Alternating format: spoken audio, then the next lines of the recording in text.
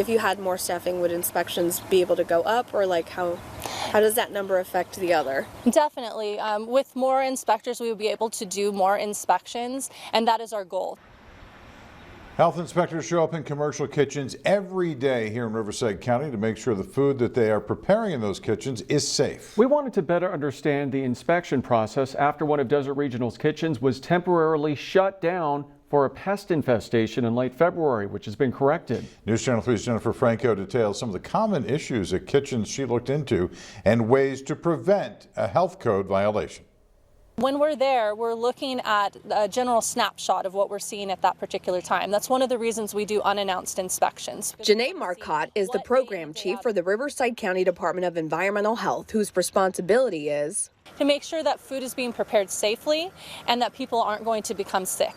That includes everything from food trucks to hospital kitchens. Following the Desert Regional incident, we took a closer look at what health inspectors have found there and at the other hospital kitchens. The reports revealed common violations over the past 5 years at kitchens inside all 3 of our local hospitals. They include the improper use and/or storage of cooking utensils and equipment. We also found instances of food not properly separated to prevent contamination and food not stored at proper temperatures. Food establishments receive a grade depending on the score of the inspection. An A is the only passing grade.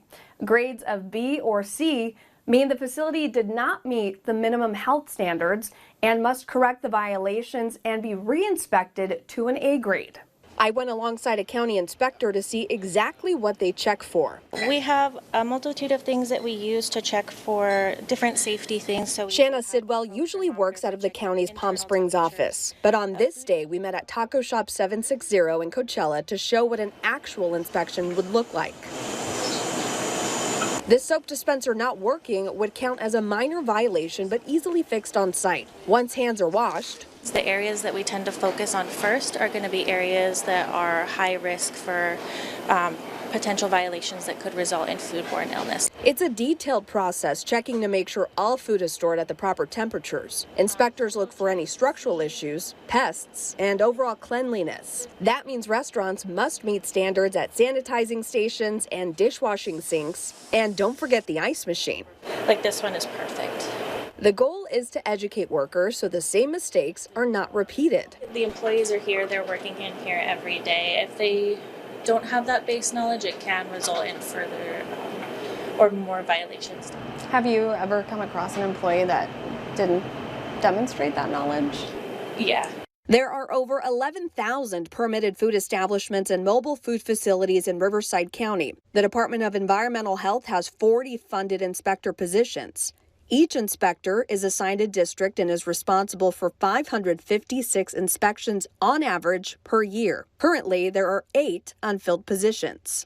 To combat staffing issues, Janae Marcotte says they are beefing up recruitment efforts. We are going out there, hitting it strong at career fairs, college career fairs, high school, and even some elementary school career fairs. So, how frequently are facilities inspected?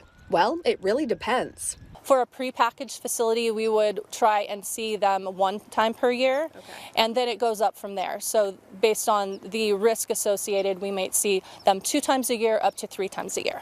Areas that need improvements are written up, and the county works with operators to fix them. All facilities start out with 100 points, and points are deducted based on the violations that are observed. Passing an inspection means staying at 90 points or above.